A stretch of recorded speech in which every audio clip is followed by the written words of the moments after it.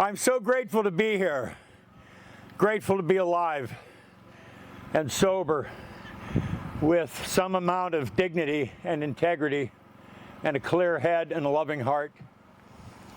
Oh, dear God, may the meditations of my heart and the words from my mouth be pleasing to you. So, I travel a lot.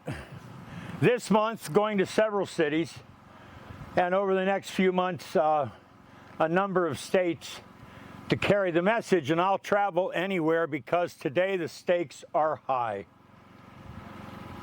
Addiction and alcoholism have become a global pandemic. It is a plague on planet Earth. It is America's #1 public health crisis.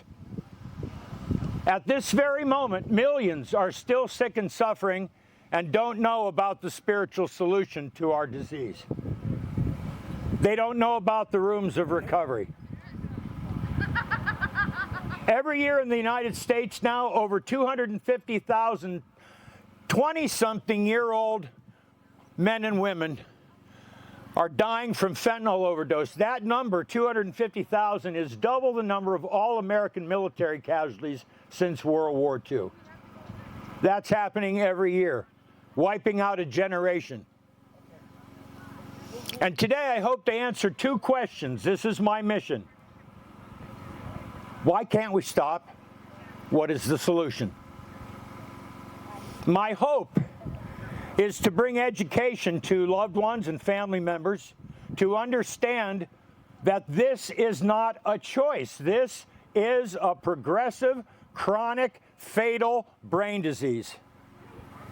Not a choice, not a moral failing.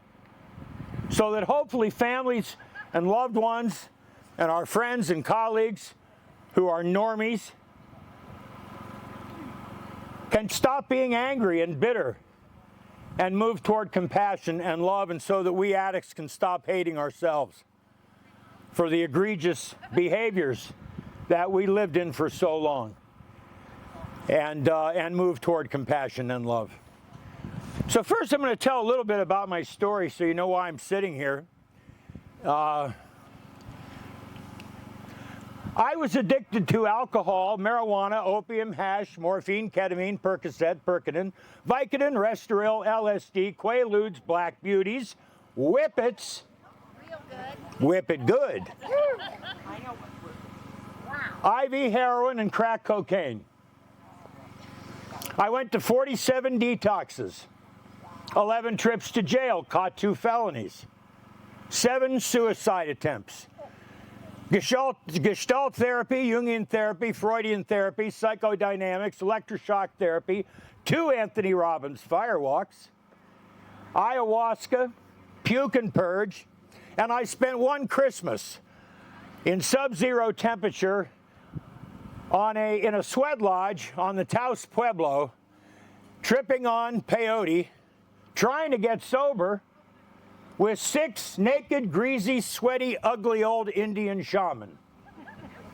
I still have nightmares about that. Even after doing EMDR trauma therapy, can't get that out of my head. I'm from Akron, Ohio.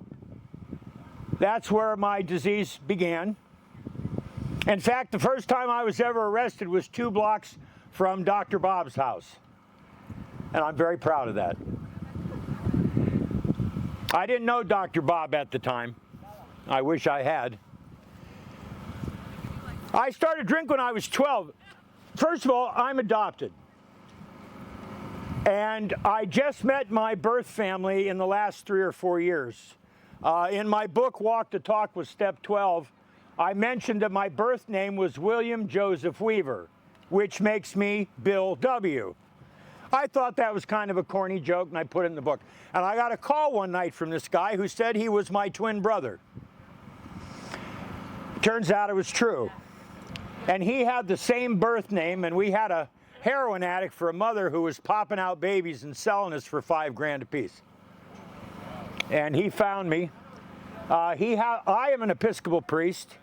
Now there's life beyond your wildest dreams. That's nothing this crack whore ever thought I'd be doing, was being a priest. And he's a Baptist minister. We both teach the steps. I teach it in treatment. He teaches it in the Georgia prison system. And we both got clean and sober on the same month of the same year. That crazy twin thing, you know? And there are 6 other brothers and sisters. We're all addicts. We're all alcoholics. Both birth parents died. This is a genetic illness. If you have certain symptoms, I had them all. So my adopted family, Bruce and Mary Evelyn, they met before World War II when they were in high school. They were married 69 years. They died within 1 month from each other. I never heard them fight, never raised their voice to each other. They didn't drink, they didn't smoke. They wouldn't say shit if they had a mouthful of it. They were the kindest people and never touched alcohol. Bruce lined up the convertible automobiles for the Football Hall of Fame parade just south of Akron every year. And one year, the Board of Trustees of the Football Hall of Fame gave him a whiskey decanter made out of porcelain that looked like the Football Hall of Fame. And inside that bottle was 80-year-old Jim Beam whiskey. I was 8 years old when it arrived. Bruce never drank, but he loved football. So he built a shadow box in his den. And he put that bottle in it with a track light shining on it like it was a shrine to the Virgin Mary or something. And I remember the day it arrived. They were a very strict family, Pentecostal. My grandfather was a Pentecostal minister, and alcohol very bad. And at 8 years old, I wanted to find out why. So every time I was alone, I'd go into the den, I'd pick that bottle up and shake it and listen to it. The cork in the bottle was the football, which is the roof of the Football Hall of Fame. If you've ever seen it, this giant football makes the roof. That was the cork in the bottle. Well, I was 12. I had a growth spurt. One weekend, they were going to take me to a relative's farm and leave me for the weekend while they went on a trip. And I said, I'm not going. I'm staying home. And Bruce talked to Mary Evelyn, and he said, you know what? You're a good kid, and you can certainly take care of yourself for a weekend. We're going to let you stay home. If you touch that bottle, I'm going to whip your ass till it looks like peppermint candy. Oh, I swear, Dad. No, I wouldn't do that. Soon as the car disappeared, I ran into the den, grabbed that bottle, took it into the kitchen, filled up a tea kettle, got a head of steam going, very carefully peeled the seal off that bottle. I saw that on I Love Lucy. And it worked. And I had my first drink. Instantly, the wall went down that separated me from every other human being. And I felt courageous. I felt like a superhero. Over the course of the weekend, I drank that entire bottle. I spent most of the weekend running around outside at night naked. Yeah, I don't know why that is. Every time I drank, I took my clothes off. If I smoked crack, I tore them off. Aren't you glad I'm sober? I think there's a line in the big book that says a 65-year-old fat, naked crack whore is an unlovely creature. That was me. So the game was on. The allergy kicked in right away, and I started drinking every day. I stole liquor from our Italian neighbors. They had casks full of wine and grappa, and I would take dishwashing liquid bottles and rinse them out and go over to their house, steal the booze, hide it in my bedroom, lay down in my room and drink all night long, somehow managed to get up and go to school. When I was 16 years old, I got my license, and the next morning, I drank a bottle of grappa, had my first blackout, killed 2 people in an automobile accident. Over the course of my high school days, by the time I was a senior, I had totaled 11 automobiles, had killed 2 people, maimed 4 others who never fully recovered, and blew a kid's hand off with a shotgun. And got arrested a bunch of times for walking around downtown Akron without clothes on. Yeah, that was a real problem for me. Now I get paid to keep my clothes on. So my father came to me one day and he said, I wanted to be an actor. And he said, your mother and I have talked and we think you should go to acting school in New York City so that you won't have to drive. That'll be a solution to your problem because you're going to kill somebody else or kill yourself. And I thought, well, this is a good idea. So when I was 17 years old, I was handed $5,000 in cash, and I took the Amtrak from Akron to New York City. My first morning in New York, I was walking around. I saw this business called Abracadabra. They sold costumes and party supplies and magic tricks. And there was a nightclub I wanted to get into. And you had to either be very famous, mad sexy, or a freak. Now, I was 17 years old. I trained to be a dancer, to be a tap dancer. And I was ripped and buff, 17 years old, loved being naked in public. I went out and I bought this big straw farmer hat at Abracadabra, a 6-foot-long red ostrich feather boa. This was the 1970s. And a pair of extremely short, very thin, gold lame Daisy Duke shorts. And I took off all my clothes, put on this big straw hat, the red boa, the little lame shorts, and I made a beeline for Studio 54, which was a very famous nightclub at the time. Red carpet, lots of celebrities, limos parked down the block. The doorman decided who could come in, and he sees this half-naked 17-year-old dressed like a freak, and he goes, "Kid, come on in." Like it said in Bill's story, I had arrived. That night I met cocaine, had sex with a lot of celebrities, and I took all my clothes off and danced naked on the dance floor at Studio 54. Now, as a matter of fact, I'm in a documentary that's on Netflix right now called Studio 54. If you watch it, look for a tall, skinny kid in red hot pants with a woman wearing a leopard skin sarong. That's me shaking my ass when I was 17. And so I worked there for a while I went to the American Academy of Dramatic Arts. So I would get hammered all night, and the American Academy classes didn't start till 2 p.m. And I was a teenager, so no problem. I could get plenty of sleep, be out all night doing drugs and alcohol. I couldn't hang on to money to save my life, and somebody said, you know, you should become a male prostitute. I said, that sounds like a good idea. So I did that, and I was stripping to clubs all over New York. Now I'm doing lots of drugs in addition to drinking, and lost a moral a day. After about 2 years of that, I saw an advertisement. They were looking for what they called replacement swing dancers for a Broadway show. They wanted tall, young, athletic males who were trained dancers who would be willing to dance in their jockstrap in a locker room scene, playing a Texas Aggie football player in the Broadway musical, The Best Little Whorehouse in Texas. Well, I thought, I'm a whore and I dance naked. So this is a no-brainer. So I auditioned. That was my first Broadway show. I did 39 Broadway musicals altogether, traveled all over the world, made crazy money. I was meaner than a snake and just absolutely crazy. Very difficult to work with, super prima donna. I'll speed ahead. You know, that profession really allowed for drugs and alcohol. I had people on staff. I had a manager and a dresser and a guy named Brad who I paid full-time in benefits to follow me around and make sure I made it back to the theater on time. And I used to hide from him. That's how crazy I was. And I was paying him to keep track of me because I didn't want him to see the twisted things I was doing. And I remember we were at a bar somewhere in Wisconsin, and they were trashing the bar, and they had a tabletop Pac-Man machine. I put that in the back of my tour bus so I could put lines of cocaine on it, and they had cup holders, 4 of them, that held 40 ounces, so I put bottles of unblended scotch in that with big bendy straws I got from a truck stop, and I would turn the machine on and do my lines of cocaine. I never played Pac-Man, but I loved hearing waka, waka, waka, waka, waka, waka when I was doing the cocaine.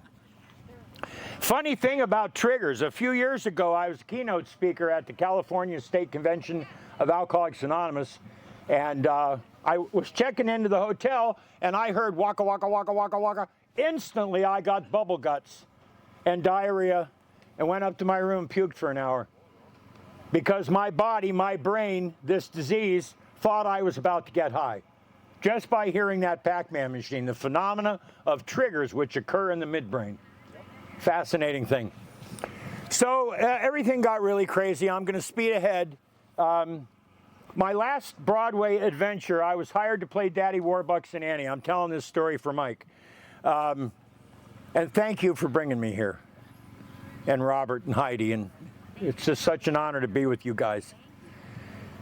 So I was hired to play Daddy Warbucks and Annie. And that's the tall, bald guy. And before we opened on Broadway, we had to play 6 cities outside of New York. That's to get your timing down and make sure the show goes smooth. It's kind of like a working rehearsal.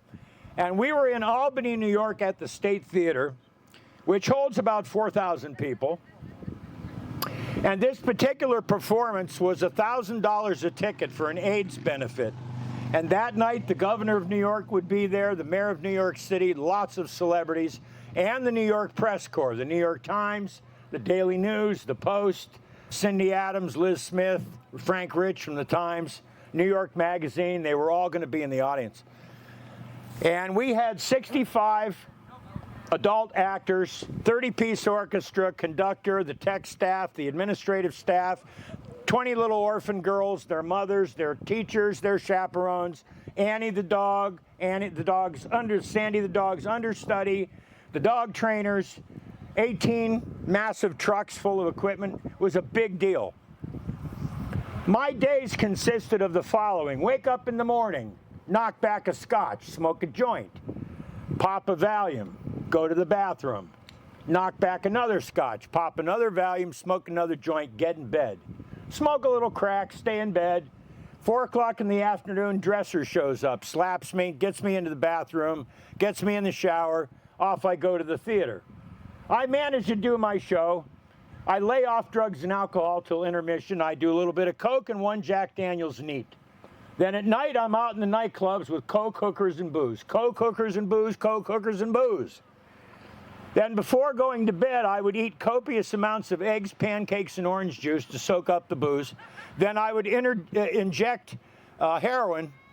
And this was your grandfather's heroin, not this stuff that's going around today. It was real heroin. Inject heroin into my jugular to put myself to sleep. And when you do that kind of heroin, it opiates your digestive tract, as many of you know. And whatever food you've eaten gets trapped down there, and it builds up pressure. And at some point, you open your mouth to yawn or say hello, and you ninja vomit. Like I could knock your glasses off from here with a stream of puke. And so now it's the show. Audience is full, celebrities, men in tuxes, women in formals, the orchestra's playing. I've just told Annie that I'm going to adopt her. I'm itching, I'm seeing spots, and I'm sweating a lot. I don't feel good at all. I'm supposed to waltz with Annie. The Warbucks set disappears. The stage is flooded with dry ice. A twinkle drop appears with the night sky and the moon. It's beautiful, costs about $250,000. Every night when that thing went on, the audience would go, oh. So the orchestra starts playing. It's French horns and violins and the cellos. And I tell Annie I'm going to adopt her. And I put her little 9-year-old feet on my big feet, and I start showing her how to waltz. And we start waltzing around the stage as I'm singing a ballad called Something Was Missing. My brain. I'm choreographed at the end of the song to pick up the little girl, hold her in front of me, and hit the last note of the song. No one but... And I vomited right in Annie's face, point blank range. She screamed, the audience screamed. It made the papers. I kept puking. I dropped her on the floor. I started laughing like it was the funniest thing I'd ever seen, because I was very inappropriate and selfish. They brought the curtain down and announced there would now be a 45-minute intermission. The producer came out, punched me in the face. I punched him. He punched me. I picked up a chair, started beating him with it. Then the police arrived, and I spent a few months in jail. That was the end of my Broadway career, needless to say. So I went back to my apartment in Times Square, and I tried to sell drugs to make a living, which I didn't do well at all. I was so paranoid, it was in Times Square, I was so paranoid that I would army crawl around the apartment because I didn't want the ninja police to see me through the window. And I spent a lot of time hiding under my bed. I didn't wear clothes. I would go out at night and mug people. I got arrested a couple of times. Breaking and entering, armed robbery, breaking and entering occupied dwelling. I used to mug people, beat them in the head, take their stuff and pawn it. Pawning just about everything that I owned. It got really ugly. One night I decided, and I looked like I had been in a concentration camp. I looked like a combination between Mel Gibson, Gary Busey, Nick Nolte, and Charles Manson, all on a very bad day. I made a decision to murder a drug dealer. I carried a gun all the time. And I met him in a park in Forest Hills, Queens in the middle of the night. I whipped the gun out, stuck in his face, pulled the trigger, and the gun jammed. Then his friends began to beat me. I had a broken sternum, 4 broken ribs, 2 stab wounds right up here. They grabbed my hair, cut it. They took a knife and cut me across this nostril and this eyelid. They stuffed my mouth with crack pipes, beat me in the face with a baseball bat. That's when I lost consciousness. When I woke up, I was profusely bleeding, and they had defecated on me from head to toe. And if that hasn't happened to you, that's a yet. That's still waiting for all of us. You don't have to do it. I did it for you. I crawled out to the street. By the grace of God, a cab driver stopped for me. That man was in Narcotics Anonymous and tried to 12-step me. He helped me pick glass out of my mouth for about an hour, had some rags he tore off and helped stop some of the bleeding, wrapped me up in a blanket. I convinced him to take me back to my apartment. I had no keys. I had to break in through the bathroom window, and I crawled to the kitchen. I was starving. I opened the refrigerator. There was nothing in there but a carton of milk. I impulsively grabbed it, downed it. It had been spoiled for a very long time.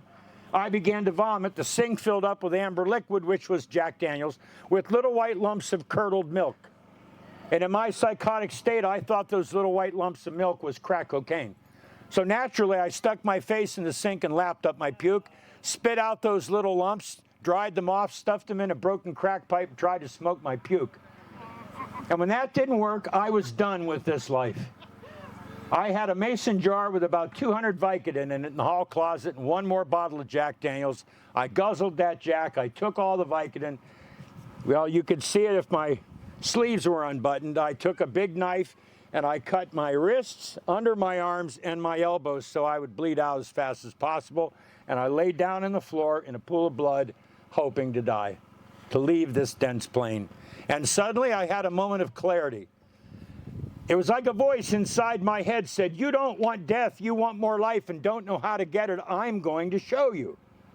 And suddenly my mind was flooded with thoughts about an actor I had worked with named Richard Springle. He played Colonel Pickering to my Henry Higgins in the world tour of My Fair Lady, the Broadway show. He was always very kind to me. I'd never been to his house, hadn't spoken to him on the phone in 3 or 4 years. And suddenly I remembered his phone number. I crawled to my landline. I called. He answered. I said, "Colonel, I'm dying. Help." And then I passed out. He called information, 411, asked for Bruce Kimball in Akron, Ohio. He knew my father, got my address. Turns out he lived directly across Times Square from me. Is it odd or is it God?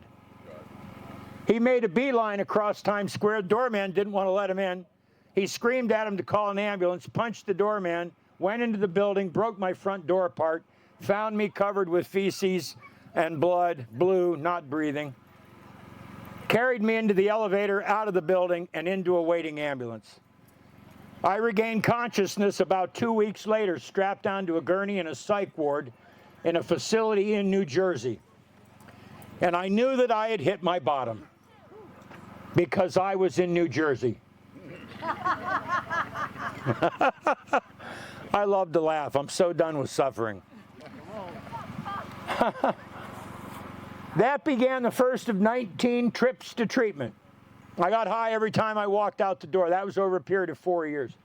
And in treatment, here comes solution. I met 2 men, Mel and Edgar. Edgar's father was one of the first 87 members of Alcoholics Anonymous. He was a calligrapher. He created those red and black signs that say, think, think, think, live, let live. That was Edgar's father's calligraphy that we're still using today. Edgar did his steps with Bill W. and a man named Hank Parkhurst, who helped get the big book published. He was Bill's first sponsee in New York, and he wrote 2 of the chapters in the big book, To Wives and to the Employer. And Edgar did his steps with Bill and Hank. The other gentleman's name was Mel Barger, Mel B. He wrote 5 of the books that are listed in the front of the big book. Pass It On, AA Comes of Age, Dr. Bob and the Good Old Timers. He edited As Bill Sees It. He was AA's official historian and archivist, and the editor of the International AA Grapevine magazine. He was also Bill W.'s traveling companion and gave the eulogy at Lois Wilson's funeral. And Mel and Edgar were great pals. And Mel was in New York at the time writing a book on Ebby Thatcher. In any event, I got to know these men over a period of 4 years. And my last time in treatment, they showed up and they had me discharged. They rode the train back to New York. They took my keys, strip searched me, had me pack a bag, convinced me to sign paperwork making Father Edgar, he was a retired Episcopal priest, and he became my guardian. And I was 35 years old, been on Broadway, traveled around the world, and they treated me like a 5-year-old on a mommy leash. They said, whatever's happening in New York when the sun goes down is none of your damn business. You're not allowed outside alone without adult supervision, is what they told me. We did the steps quickly and often, as they were designed to be done in the explicit, specific, clear-cut directions that are found in the first 164 pages of a book called Alcoholics Anonymous. You know, today that book is on the Library of Congress's list of the top 50 books that most transformed American society in the 20th century, making it one of the most important documents ever written in American history. That's according to the Library of Congress. The big book is now translated into 72 languages and is available in 194 countries.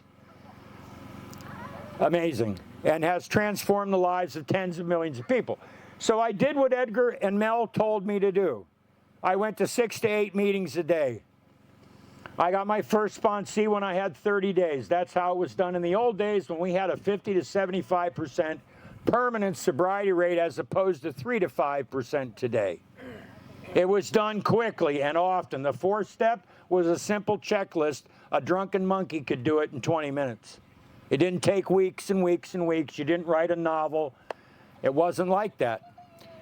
My favorite quote from Dr. Bob, he said, the 12 steps are not spiritual philosophies to be studied, understood, and then taken. They are survival actions to be carried out immediately to provide instant hope and relief and save our lives. They are a tourniquet to stop the bleeding now. It is battlefield triage. Totaled 11 automobiles. I terrorized my family. I lost my Broadway career. I lost my sanity, my legal freedom, my bank account, my physical health, all of my friends, 2 marriages. All of that because of my active addiction. I just thought I'm a bad person. My family thought I was a bad person because they thought this was a choice. I thought it was a choice. The most life-changing moment was when Mel and Edgar sat down and we read the doctor's opinion in the big book of Alcoholics Anonymous. I was so fascinated by that, I went to school again and studied neurobiology because I wanted to understand why the steps worked for people who didn't believe in God, and I wanted to know more about brain mechanics and what exactly happened to me. Do we still have time? How much time do I have? Good, Gary. You good? You sure? This is important stuff. My grandpa was a preacher, and I'd call him sometime on Sunday and say, how'd it go today at the service? And he'd say, preached him down to 2. So that might happen. You know, those are the 2 you need to reach. So I studied neurobiology. I really wanted to understand the addicted brain. Excuse me. So, this is my mission, to educate people about this through the lens of 2024 neuroscience. And I'll tell you what, Bill W., that book had to be guided by the hand of some divine power. Because Bill was a night school lawyer, dropout.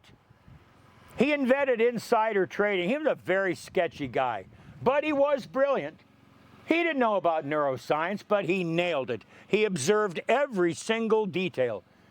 He even describes, I think it's on page 22, at certain times we are unable to pull forth into our consciousness with sufficient force the memory of the humiliation and degradation of a week or a month ago. We are without defense against the first drink. He is describing a phenomenon called amygdala hijack. You can Google it, look it up. Addiction, amygdala, A-M-Y-G-D-A-L-A, amygdala hijack. So we addicts and alcoholics, we've got a number of defects. You know, I even hate calling them defects now. Because for me, all of those, oh, bless your heart. Thank you. I'll even give you the whole priest blessing. There you go. Him or the water? I could do both. I could bless this and asperge everyone. Okay, give me 1 second to open this.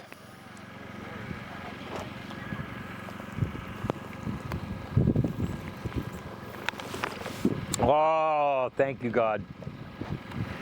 All right, so I hate calling them defects now, really, because those defects have turned into my assets. They're the greatest gifts I've ever been given. Because I...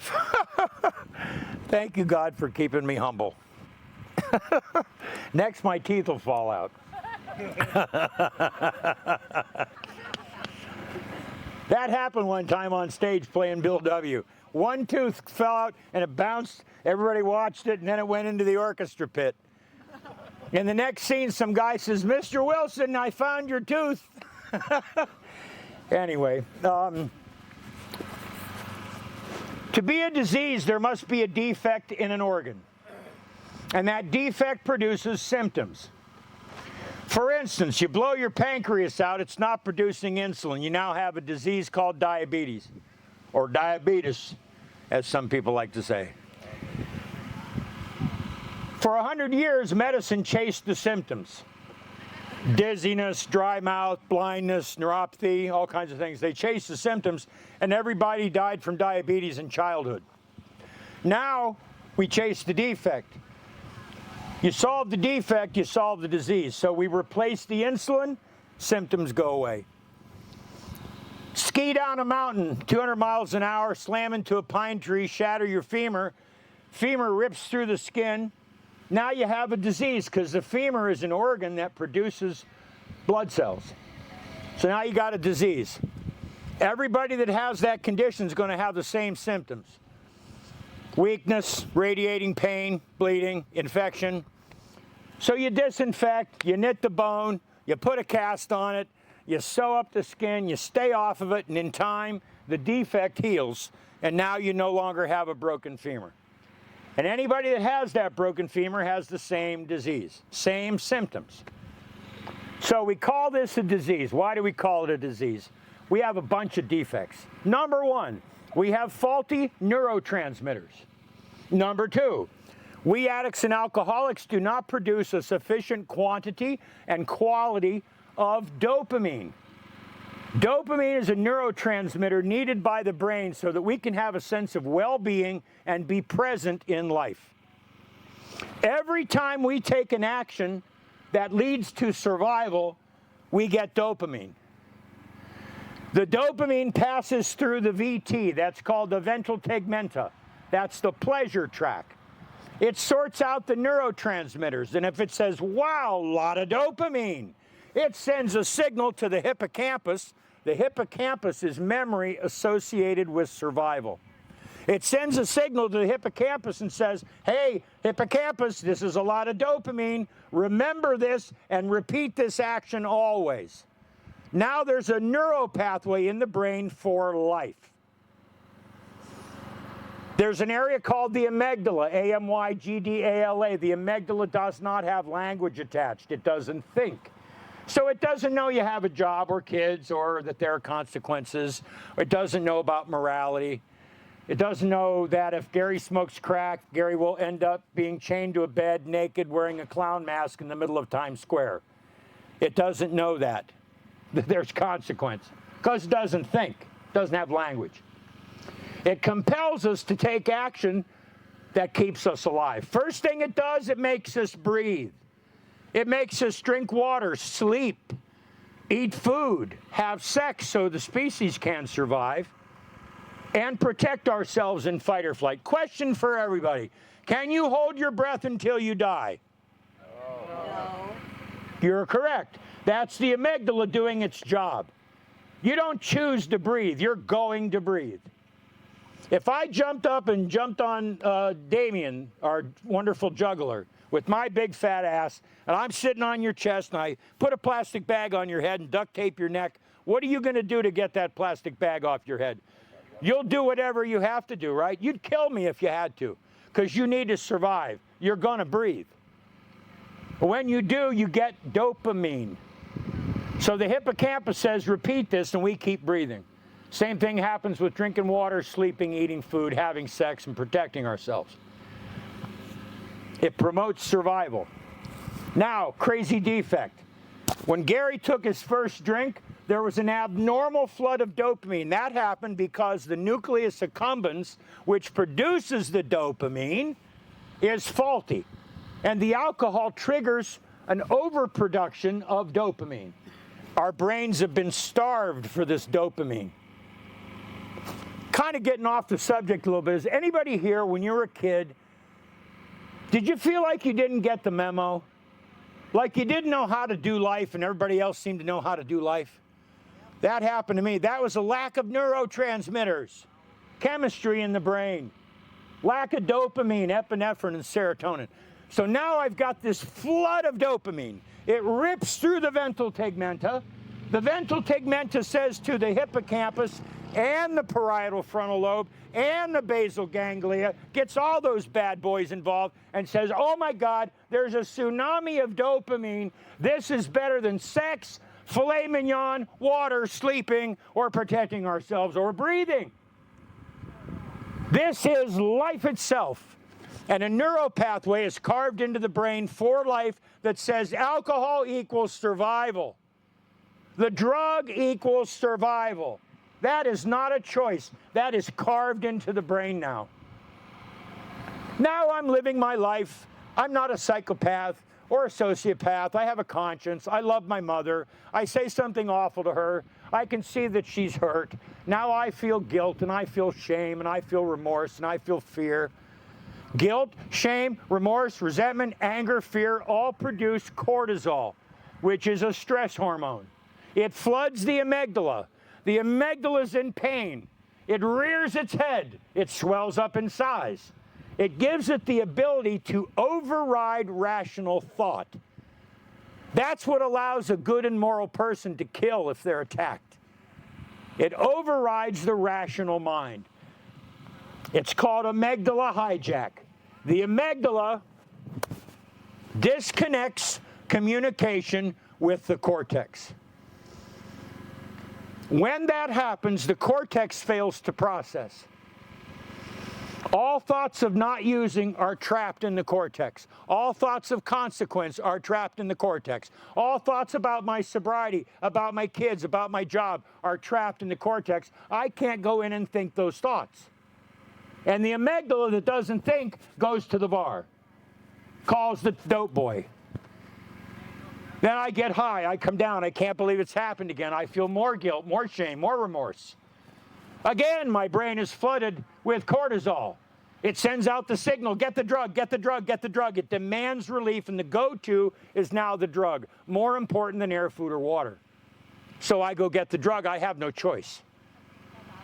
That's what Bill was describing when he said at certain times we are unable to pull forth into our consciousness with sufficient force the memory of the humiliation and degradation of a week or a month ago. We are without defense against the first drink. Then, of course, once I put it in my body, the allergy kicks in. If it's alcohol, I don't have enough liver enzymes to convert the alcohol quickly into a carbohydrate. As it's converting it from ethanol to acetaldehyde to diacetic acid, it gets stuck at the level of acetone. That creates the phenomenon of craving. Now the brain detects this toxic acetone. It says, here's another defect. We need more acetone to get rid of the acetone that's already there, and that demands a second drink. Now I got even more acetone. That demands a third drink. The more I drink, the harder I crave. If it's a drug, it's called hyperalgesia. It's in the brain. It makes pain more acute than it should be, and as the drug leaves the neuroreceptor, it causes acute emotional pain, and the amygdala now is in pain again. It demands relief. It says, get the drug, and I have to do another hit, and another hit, and another hit, and another hit, and I can't stop. And of course, it makes a mess of my life, and I feel guilt, shame, remorse, resentment, anger, and fear, which produces more cortisol, which inflames the amygdala. Here comes the mental obsession. Get the drug, get the drug, get the drug. Amygdala hijack. The cortex fails to process. It goes to sleep. I can't access thoughts of not using, and I go use again.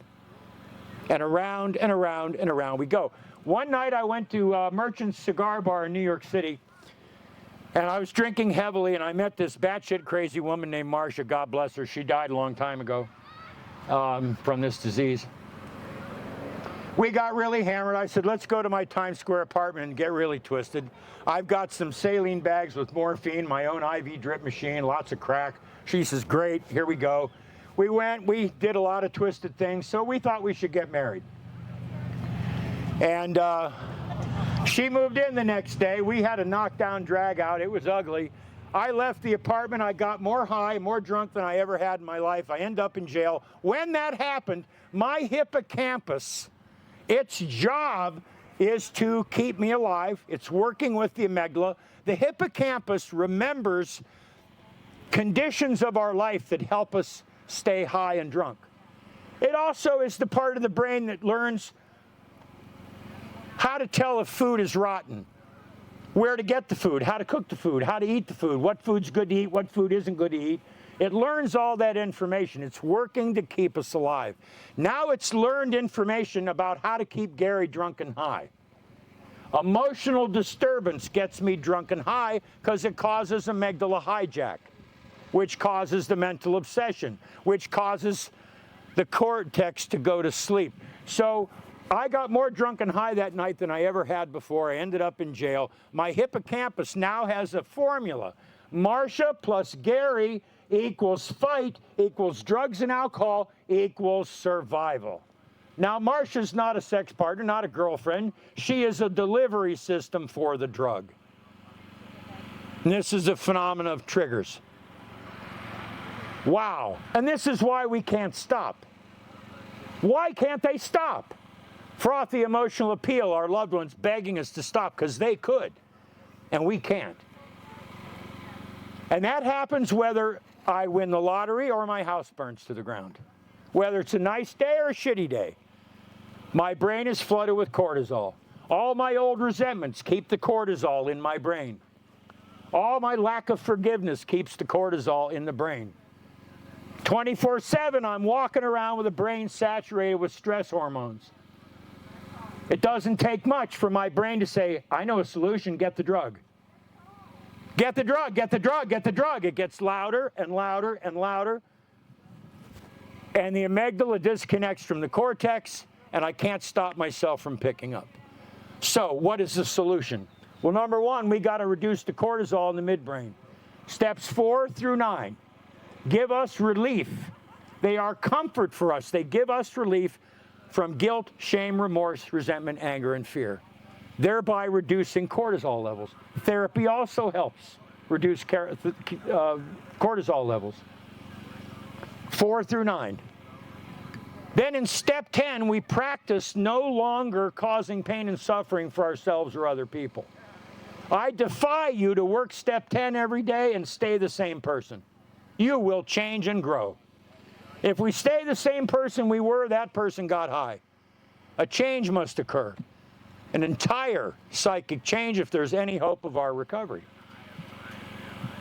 Steps 4 through 9 give us relief. Now, here's the fascinating thing to me. I wanted to know why I had friends who were of other cultures, other faiths, lack of faith, atheists, and they got sober using the 12 steps. As it turns out, When you take spiritual action, helping other people, step 12, service, dramatically alters how the neurons interact in the cortex. They have a party. Did you ever get goosebumps? The hairs stand up in the back of your neck when you pray and meditate, or you do kind things for other people, or you talk about truth. The neurons are going crazy in the cortex, and we can choose to create this condition. When we do that, our thinking leaves our midbrain where our addiction lives, and it moves to the cortex, which is our spiritual center. When we're kind, when we're loving, when we do unselfish things, the neurons go nuts and they start producing more glutamate. That's another defect we addicts have and alcoholics. We don't produce enough glutamate, which is needed to calm the amygdala and the impulses that are happening there. So by simply praying and meditating, being kind, doing service, no matter what your belief is or your lack of belief, if you take those actions, you change brain function. And it allows us to sustain recovery. And our midbrain calms down, and we're now living out of the front of our brain. The big book tells us many times a day we remind ourselves we are no longer running the show, saying, "Thy will be done." These thoughts of God consciousness, these God thoughts must go with us constantly, it says. And we practice step 10, that's taking out the trash every day to keep the vessel clean. After we've taken the time to clean it out with steps 4 through 9, we got to keep it clean. That's daily housekeeping, as Dr. Bob calls it. Trust God, clean house, help others. It's that simple. Thanks God, I'll never be able to repay AA for the gifts that I've been given. And I'm so grateful to be here with you all. If anybody's interested to learn more about this, come and grab one of my flyers, go on my website. I have some of these talks you could share with your loved ones about the neuroscience. It helps them enormously to understand that we're not bad people, that we were ill, and that recovery is possible. So I think I'm done talking. God bless you all. Thank you for allowing me to be here. Thank you.